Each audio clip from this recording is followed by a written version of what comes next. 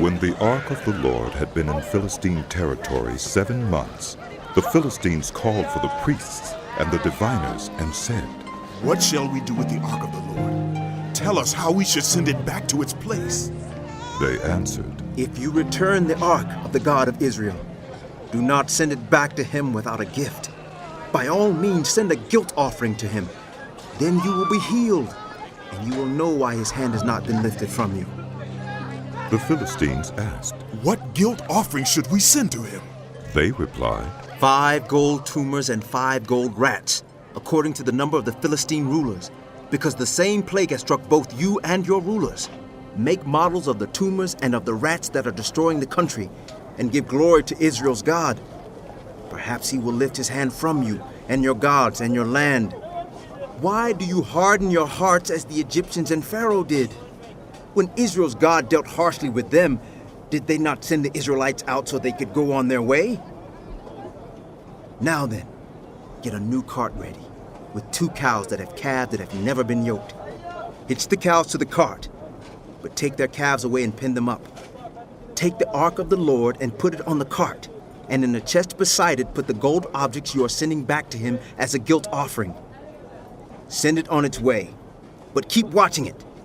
If it goes up to its own territory, toward Beth Shemesh, then the Lord has brought this great disaster on us. But if it does not, then we will know that it was not his hand that struck us, but that it happened to us by chance." So they did this. They took 2 such cows and hitched them to the cart and pinned up their calves. They placed the ark of the Lord on the cart, and along with it the chest containing the gold rats and the models of the tumors. Then the cows went straight up toward Beth Shemesh, keeping on the road and lowing all the way. They did not turn to the right or to the left. The rulers of the Philistines followed them as far as the border of Beth Shemesh. Now the people of Beth Shemesh were harvesting their wheat in the valley, and when they looked up and saw the ark, they rejoiced at the sight. The cart came to the field of Joshua of Beth Shemesh, and there it stopped beside a large rock.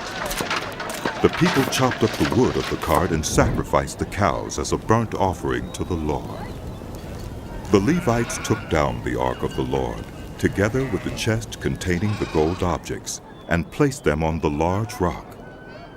On that day the people of Beth Shemesh offered burnt offerings and made sacrifices to the Lord. The 5 rulers of the Philistines saw all this, and then returned that same day to Ekron. These are the gold tumors the Philistines sent as a guilt offering to the Lord, 1 each for Ashdod, Gaza, Ashkelon, Gath, and Ekron. And the number of the gold rats was according to the number of Philistine towns belonging to the 5 rulers, the fortified towns with their country villages. The large rock on which the Levites set the ark of the Lord is a witness to this day in the field of Joshua of Beth Shemesh. But God struck down some of the inhabitants of Beth Shemesh, putting 70 of them to death because they looked into the ark of the Lord.